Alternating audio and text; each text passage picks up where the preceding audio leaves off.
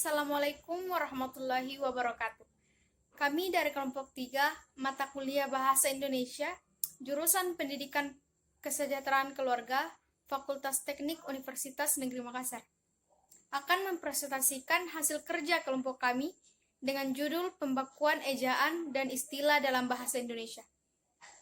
Adapun anggota kelompok 3 yaitu pertama saya sendiri, Filda Bilhak, kedua Mita, ketiga Miftahul Zada, keempat Putri Maharani, kelima Catur Putri, dan keenam Anissa.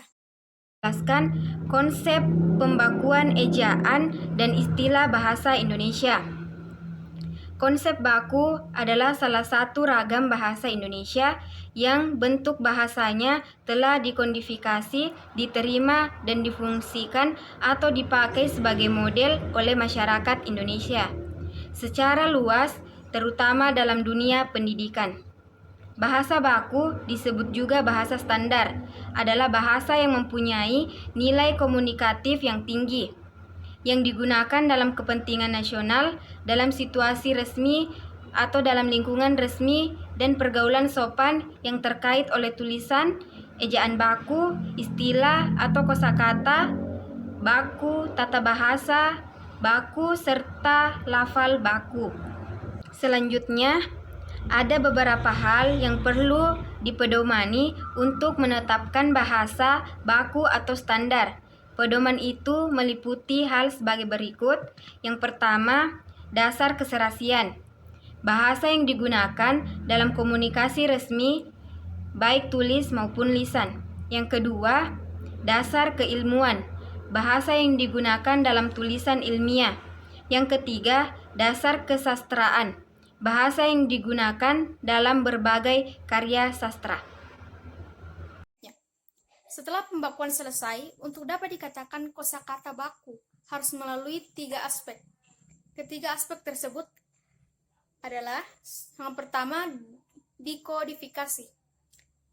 Istilah ini merupakan terjemahan dari bahasa Inggris yang berarti segala hal memberlakukan suatu kode atau aturan kebahasaan untuk dijadikan norma dalam tata bahasa. Dalam Kamus Besar Bahasa Indonesia, kodifikasi diartikan sebagai pencatatan norma yang telah dihasilkan oleh pembakuan dalam bentuk buku tata bahasa seperti pedoman lafal, pedoman ejaan, pedoman pembentukan istilah atau kamus. Yang kedua, diterima atau berterima. Bahasa baku harus diterima di masyarakat umum. Aspek ini merupakan kelanjutan dari kodifikasi. Dengan penerimaan masyarakat, bahasa baku mempunyai kekuatan untuk mempersatukan dan menyimbolkan masyarakat bahasa baku. Dan yang ketiga, yang terakhir, difungsikan atau dipakai. Kosakata baku difungsikan atau dipakai oleh masyarakat luas.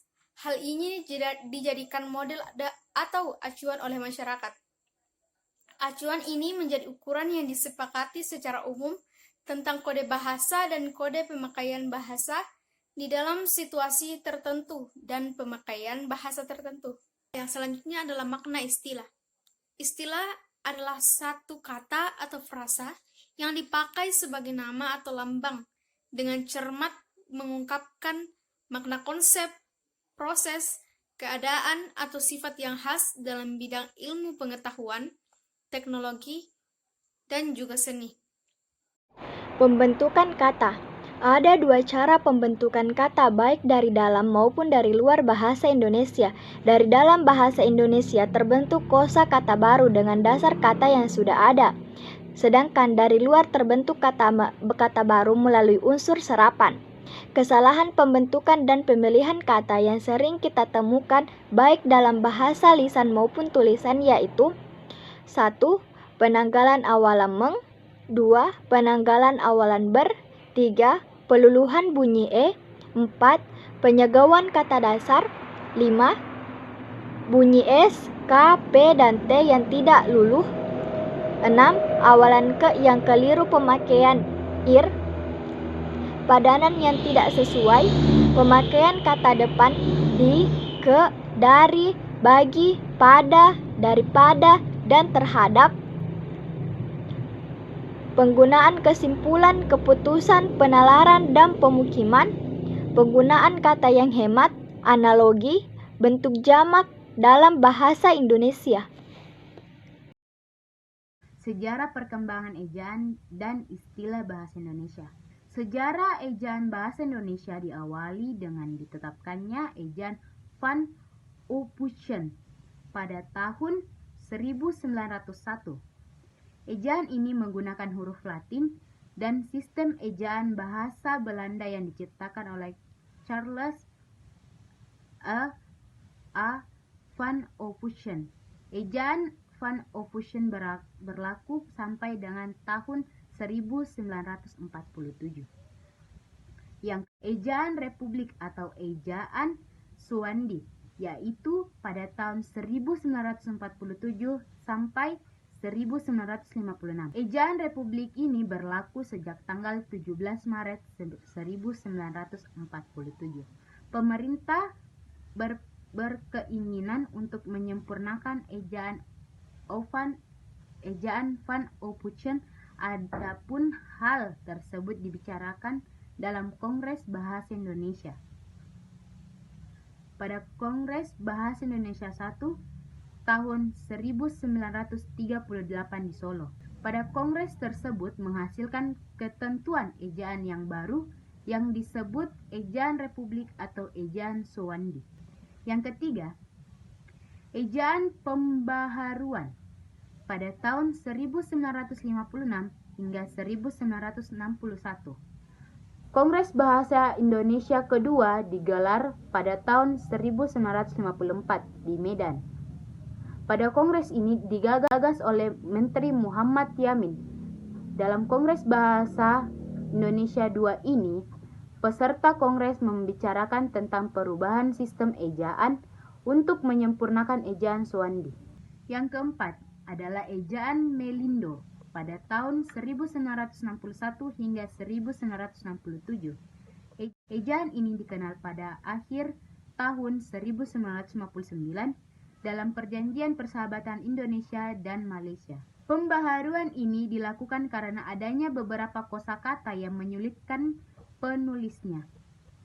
Akan tetapi, rencana peresmian ejaan bersama tersebut gagal karena adanya konfrontasi Indonesia dengan Malaysia pada tahun 1962.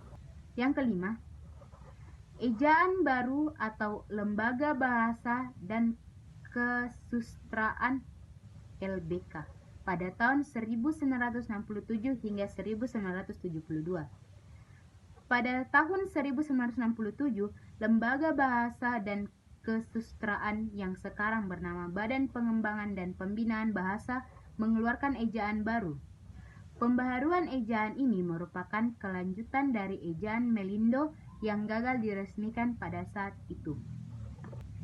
Yang keenam adalah ejaan Bahasa Indonesia yang disempurnakan atau EYD pada tahun 1972 hingga 2015. Ejaan bahasa yang disempurnakan berlaku sejak tanggal 23 Mei 1972 hingga 2015 pada masa Menteri Masuhari Saleh. Ejaan ini menggantikan ejaan Suwandi yang berlaku sebelumnya. Ejaan bahasa yang disempurnakan ini mengalami dua kali perbaikan, yaitu pada tahun 1987 dan 2009. Yang terakhir, ejaan bahasa Indonesia atau EBI. Dari tahun 2015 sampai sekarang, pemerintah terus mengupayakan pembenahan terhadap ejaan bahasa Indonesia melalui Badan Pengembangan dan Pembinaan Bahasa Indonesia. Pasalnya, pemerintah meyakini bahwa ejaan merupakan salah satu aspek penting dalam pemakaian bahasa Indonesia yang benar. Adapun ciri-ciri bahasa Indonesia baku adalah yang pertama, menggunakan lafal yang bebas dari ciri-ciri lafal dialek setempat atau dari ciri-ciri lafal bahasa daerah. Yang kedua, yaitu menggunakan pedoman umum ejaan bahasa Indonesia yang disempurnakan atau EYD. Yang ketiga, yaitu menggunakan istilah menurut pedoman umum pembentukan istilah bahasa Indonesia. Yang keempat yaitu menggunakan kosakata menurut Kamus Besar Bahasa Indonesia. Dan yang kelima adalah menggunakan tata bahasa menurut buku Tata Bahasa Baku Bahasa Indonesia. Selanjutnya yaitu fungsi pembakuan ejaan dan istilah bahasa Indonesia. Yang pertama yaitu efektivitas dan efisiensi komunikasi. Maksudnya, jika kita menggunakan bahasa baku itu akan memungkinkan adanya komunikasi yang lebih lancar, efektif, dan efisien. Yang kedua yaitu integrasi masyarakat budaya. Maksudnya yaitu karena perbedaan kebudayaan yang selalu diikuti dengan perbedaan konsep dan kata, sehingga bahasa baku dapat digunakan sebagai penyelaras antar masing-masing bahasa dari kebudayaan tersebut. Yang ketiga adalah pembinaan bahasa nasional. Maksudnya yaitu karena banyaknya bahasa non-baku yang sangat beragam, maka bahasa baku dapat mengatasi keberagaman bahasa tersebut. Dan bahasa baku juga merupakan pedoman dan pangkal bagi variasi bahasa yang lain. Sarana penyebaran pembakuan bahasa Indonesia.